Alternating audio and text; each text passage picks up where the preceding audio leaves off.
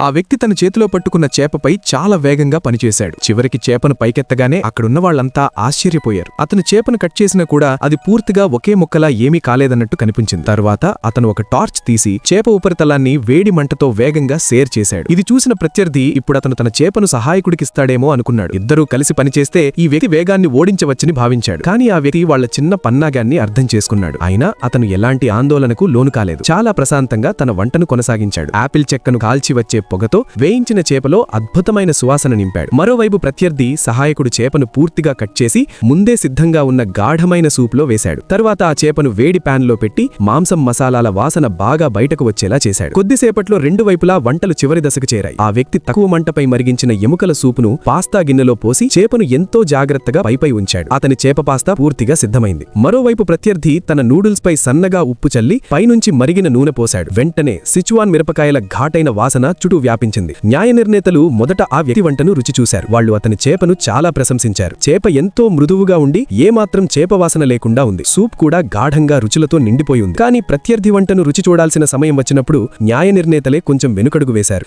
ప్రత్యర్థికి తన తప్పు ఎక్కడ జరిగిందో అర్థం కాలేదు. చివరకు అతను స్వయంగా ఆ వ్యక్తి వంటను రుచి చూసినప్పుడే నిజం తెలిసింది. అసలు అతని రుచిని గుర్తించే శక్తి బలహీనమైపోయింది. అతను అలవాటు ప్రకారం మసాలాలు వేశాడు. కానీ ఈ పోటీలో అతను రోజూ వాడే మసాలాలు లేవు. అందుకే అతని వంట విపరీతంగా కారంగా మారింది. అదే అతని ఓటమికి కారణమైంది. ఆ వ్యక్తి వెళ్లిపోతుండగా ప్రత్యర్థి సహాయకుడు అతని వెంట పరిగెత్తి వచ్చి మసాలాల తప్పు వల్లే నువ్వు గెలిచాదని ఆరోపించాడు. కానీ ఆ వ్యక్తి సమాధానం చెప్పాల్సిన అవసరం కూడా అనుకోలేదు. ఎందుకంటే ఆ సహాయకుడు ఒక విషయం మర్చిపోయాడు. ఈ వ్యక్తి ఒంటరిగా పోరాడాడు. కానీ ఎదుటివారు మొత్తం టీంతో వచ్చారు. అయినా ఎదుటివారికి నిజమైన వివేకముంటే అసలైన విజయం ఎవరిదయ్యేది?